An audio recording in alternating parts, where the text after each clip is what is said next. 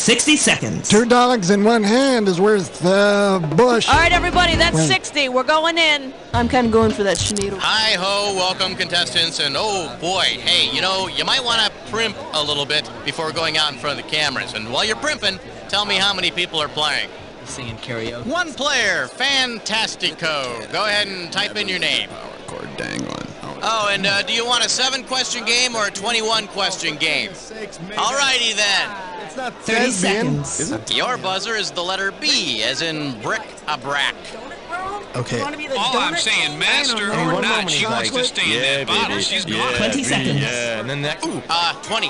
Hey, when a question pops up, you gotta buzz in. Then you pick your answer on the screen and hit the right number on the keyboard, all right? Follow me? It's real easy.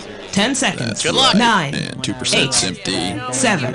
Okay, 6, let's get rid of that 5, desktop. 4. Okay, go 3. to black. Civil War Battles of the Network Stars, coming this fall to PBS.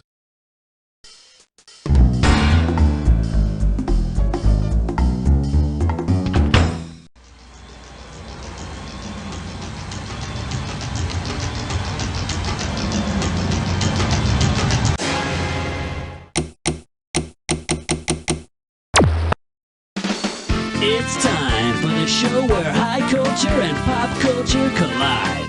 Well, I see you're playing You Don't Know Jack TV all by yourself. Well, don't be embarrassed. Laugh track will be provided. Hey, you're playing by yourself this time. All right. Make the most of what you got. That's what I always say. All right, here we go. All right, I need a category.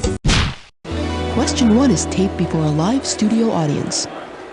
Today's specialties include keeping it in the family. How does $2,000 sound? Forward march. If the title character's business on My Sister Sam were taken over by Uncle Sam, what advertising slogan would customers most likely see? I want to write term papers for you. I want to take pictures of you. I want to sleep with you. Or I want to build condos for you. Sam runs a photography studio out of her apartment. Of course, Uncle Sam probably already has pictures of you. In fact, your government may be taking photographs of you right now. Throw me a category. Well, what do we have here? Treat me like a tool. You get it right, I'm putting you up $2,000. All right, you're going to want to get your eyes ready to check out this picture. You're all set? Here it comes. Which character most likely sees one of these every day at work? Al from Married with Children, Sam from the Brady Bunch, Floyd from the Andy Griffith Show, or Alice from Alice?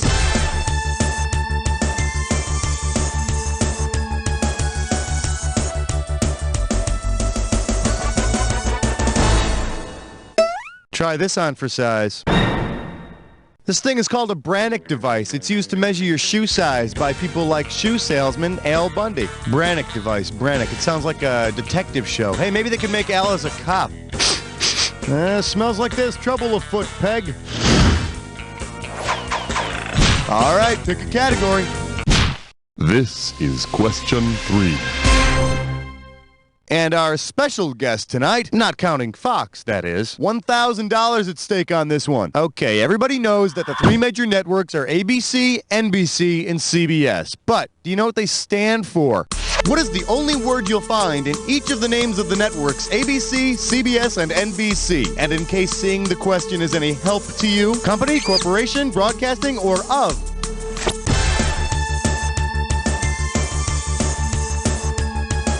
Well, isn't this sweet? The American Broadcasting Company, the Columbia Broadcasting System, and the National Broadcasting Company all have the same middle name.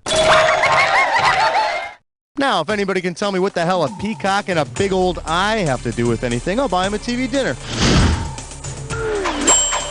Category, please. Hey. May I introduce a turkey? Oh, the horror! You get this one right, you get 3,000 greenbacks. Okay, bear with me here. You know that Thanksgiving episode of Cheers when the gang had a food fight over at Carla's house and Norm brought over that big giant turkey? Well, suppose that turkey uses the show as a springboard into a lucrative film career. Now, based on the name given to the giant turkey on the Thanksgiving Orphans episode of Cheers, what might be the title of his first feature film? Would it be Tyrannosaurus versus Turkeysaurus, King Kong versus King Turkey, Frankenstein versus Gobblestein, or Godzilla versus Birdzilla? On that famous Thanksgiving episode of Cheers, the giant bird is dubbed Birdzilla.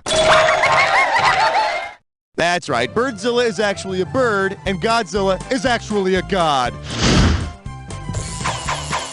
Time to pick a category. Yeah, way to choose that category. You're about to take a bite out of a this or dat. The category for this this or dat question is, remember how you laughed at Fox? This is it. I'm going to read off 7 titles to you, and for each one, I need you to tell me if it's a show on the UPN network or a show on the WB network. As each one comes up, if it's a UPN show, press 1. If it's a show on the WB, all right, if you already know how to play, I'm just going to put 30 seconds on the clock then. Let's do it. Star Trek Voyager, Buffy the Vampire Slayer, The Parenthood, Moesha, The Wayans Brothers, Clueless, last one, Unhappily Ever After. That'll do it. Gee, you only got 4 of them right.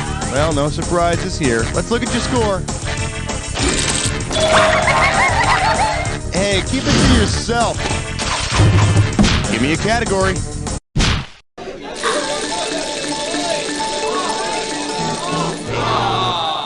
Shake hands with You Sure Have a Way with Inanimate Objects. You get this one, you pocket $2,000. All right, you know on Happy Days how Fonzie has a special way of making things work for him?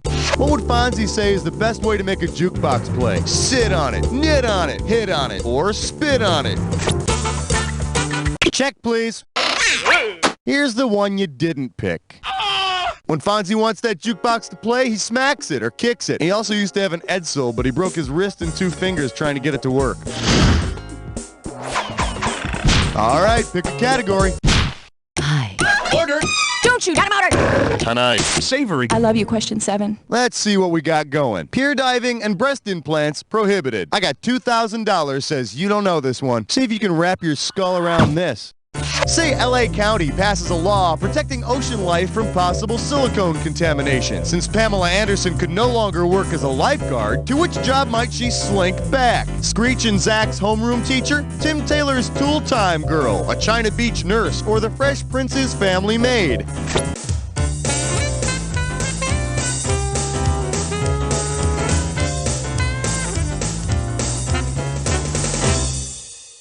For the curious, here's the right answer. Pamela Anderson was the tool-time girl on Home Improvement, but quit her job to concentrate full-time on Baywatch, which is the same thing my cousin Billy did. Throw me a category.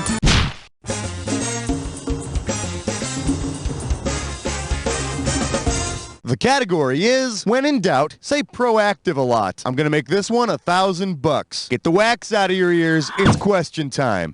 If Laura Holt from Remington Steel were to speak at a convention about her secrets for success, what might her speech be called? Today's buzzwords, rich relatives, the advantages of imaginary management, how slave labor can boost your business, or embezzlement in you.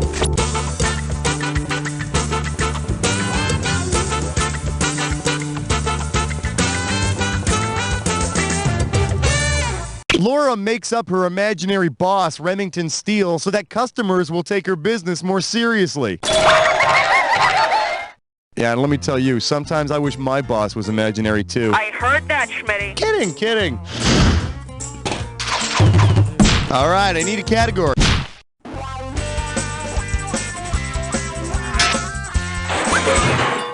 We're calling this one, Don't Try This at Home, or You'll Have to Leave. $3,000 for this one. Uh-oh, looks like another show's producers have crossed the line again, except this time, it's not with the FCC, it's with Immigration and Naturalization Services.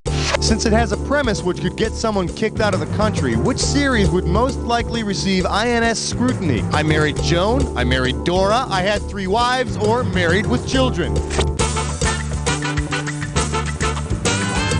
I Married Dora. It's this 1980s show about a single father who illegally marries his Latin American housekeeper to save her from deportation. Gee, what a courageous act. A guy marries a woman to get free laundry. The premise men behaving badly could only dream about. Give me a category.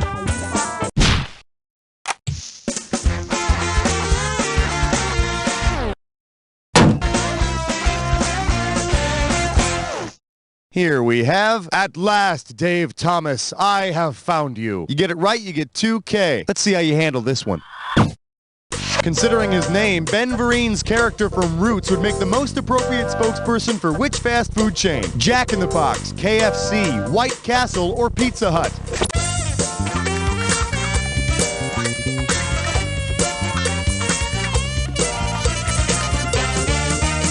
Ben Vereen played the irrepressible Chicken George. Mr. Vereen portrayed a full range of emotions in that role. Or should I say, free range. Now, if this were a TV show, this is where you get up and use the bathroom, but I'm in kind of a hurry, so let's move right into round 2. Now, in round 2, every question is worth twice as much, so there's going to be some big cash moving around. Let's get to it. Category, please.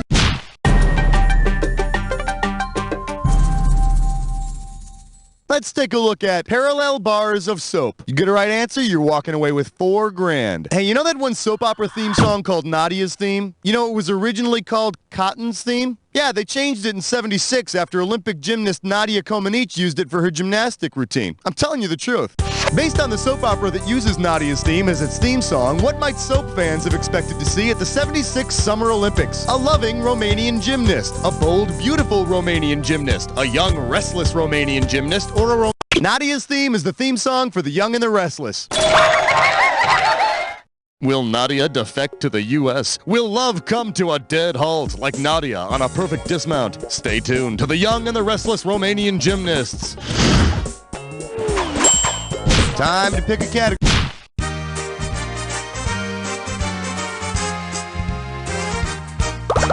For your enjoyment, the conclusion? Heads up, this one's going to be $6,000. Previously on You Don't Know Jack TV. Parallel bars of soap. Yeah, they changed it to Nadia's Theme in 1976. Which would soap fans have expected to see? The theme song for The Young and the Restless. And now, what was the original title of Nadia's Theme? Previously on You Don't Know Jack TV. Yeah, did you know it was originally called Cotton's Theme? So, I guess you do know. Or remember me telling you. Or maybe you made a good guess. Yeah, you know, whatever. It's all the same to me. Throw me a category. 15! This one's called The Shadow of Doom Draws Closer. If you know this one, you're getting $4,000. All right, pay close attention. Like the little graphic on the screen says, it's time to fill in the blank. So just buzz in and type it when you... Oh, no. Here they come. Walking down the street. They're getting the funniest looks from everyone they meet. Who are they? Ah!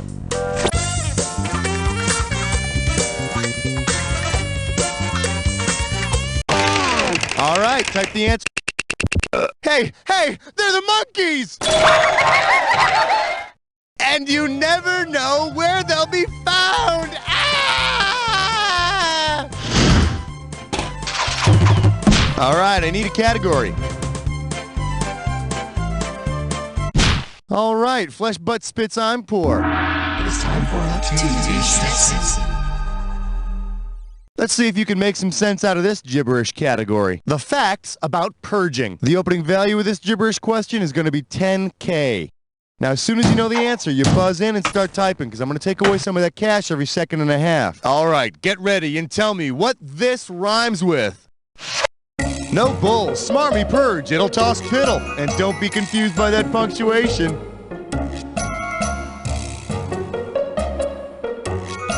First clue, it's what you might call the 4077.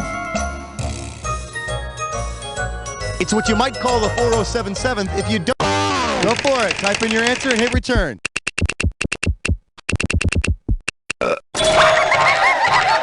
Mobile, huh? I'll tell you what, I've watched that show quite a few times, and I don't remember seeing any wheels.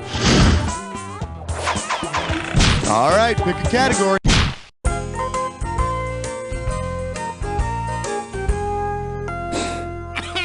All right, give it up for how many boring speeches would that be? Sit up straight. This one's going to be worth $6,000. Flex those fingers. Here it comes. Let's say the show that received over 100 Emmy nominations decided to include a character named Emmy in its cast. Which of these scenarios might we see? Sam Malone sleeping with Emmy 100 times. Lassie rescuing Emmy from a well 100 times. Corporal Klinger taking 100 dresses from Emmy. Or Emmy taking 100 shots at Dallas's JR.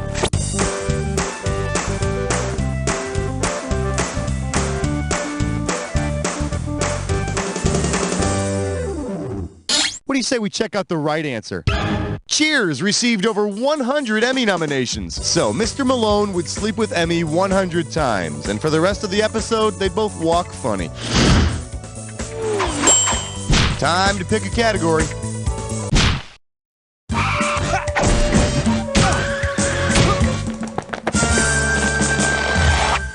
Let's have a big warm welcome for She Is Woman, Hear Her Siren. $2,000 for correct answer. Ready? Catch this. Suppose policewoman began teaching self-defense courses. Based on her nickname, what would be most appropriate for her to encourage her students to use? A throwing star, a Slim Jim, a billy club, or pepper spray? Policewoman Angie Dickinson is nicknamed Pepper. And yes, she is that hot. Yeah, handcuff me to your fender, baby. Give me a category.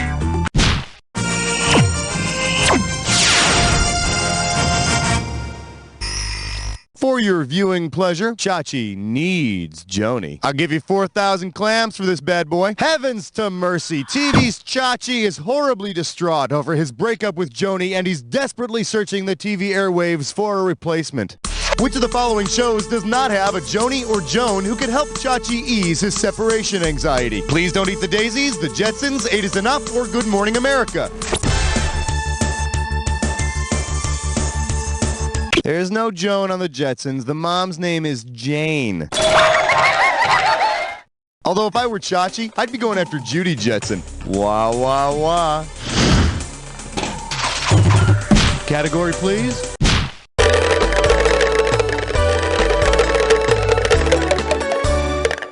The category, TV and New Year's resolutions. How does $4,000 grab you? So, how you doing with your New Year's resolutions? Yeah, I thought so. Considering what began on January 2nd, 1971, which of these New Year's resolutions would you have no choice but to keep? To lay off on the alcohol ads, to give up cigarette commercials cold turkey, to not watch a new host. On January 2nd, 1971, they implemented the ban on cigarette commercials. And of course, for those people who couldn't handle the withdrawal, there was the nicotine commercial patch. Throw me a category.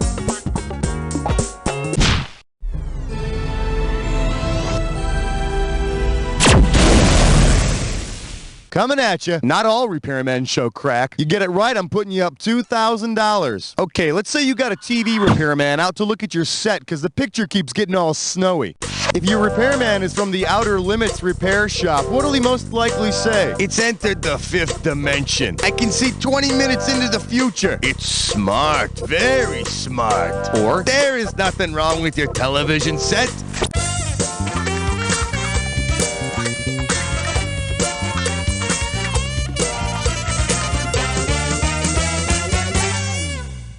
Okay, now here's a good answer. At the very beginning of Outer Limits, when the screen goes all snowy, the voiceover says, "There's nothing wrong with your television set. Do not attempt to adjust the picture." Of course, you're still going to be billed for the service call. All right.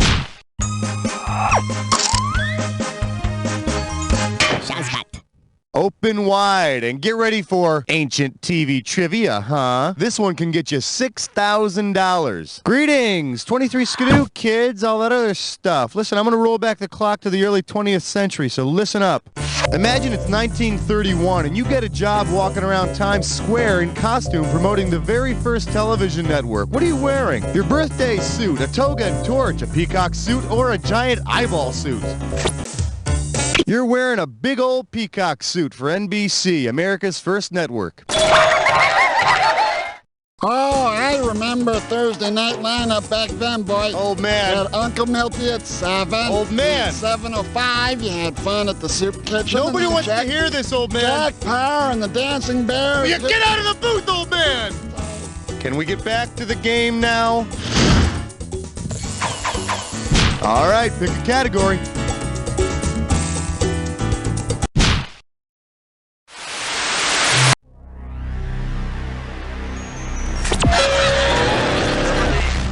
Well, you've made it to the Jack Attack. A little edgy, aren't we? I thought someone switched to decaf. Here, try this clue. What did you call me? And no fair calling for help on this one. See ya.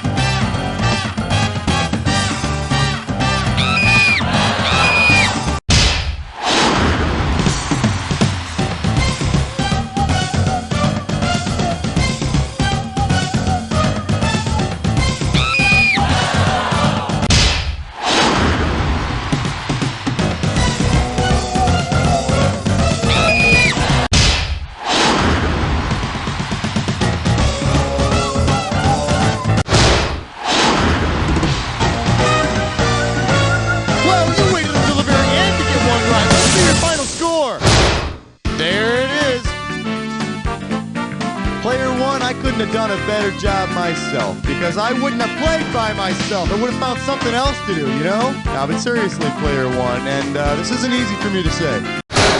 You don't know Jack! Great show, everybody. Lovely work as usual. Raoul Hun, what's going on now? It is with heavy heart. Yeah, if you want to play again, just, let me know. Today on the field of battle, I have twisted my ankle during the bike relay. But think not that I suffer, for Catherine Bach tends to me well.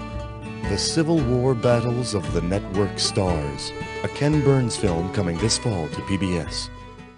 Well, good night, Jimmy. Ooh, excuse me. Oh, God! I'm a vegetarian, and my chronic gas used to really stink up my love life. And then I caught wind of Flatulence, the new scented suppositories that add fragrance to my flatulence. Well, Rudy, I had a great time. Good night. Hey, is that your shampoo? I love your scent. No, you love my Flatulence. Break wind without breaking the mood with new Flatulence. Available in peach, butterscotch, poopery, sea breeze, and freshly sharpened pencil. TV producers looking for a way to spruce up a dying series? Well, now, for a limited time, What You Talking About Warehouse is offering that adorable child actor that your show needs at dramatically reduced prices. All children must go, and they're not just for sitcoms. Add a touch of wholesomeness to your soap opera. I love you. Oh, I love you too. I love you both.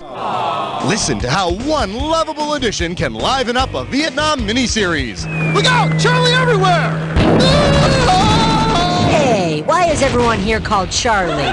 These precious child actors come in all shapes and sizes. Children with lisps, redheads, fat kids, annoying brats, twins, dwarves. So why let those final season's ratings get you down? Call What You Talking About Warehouse and you and your show can go out with a giggle.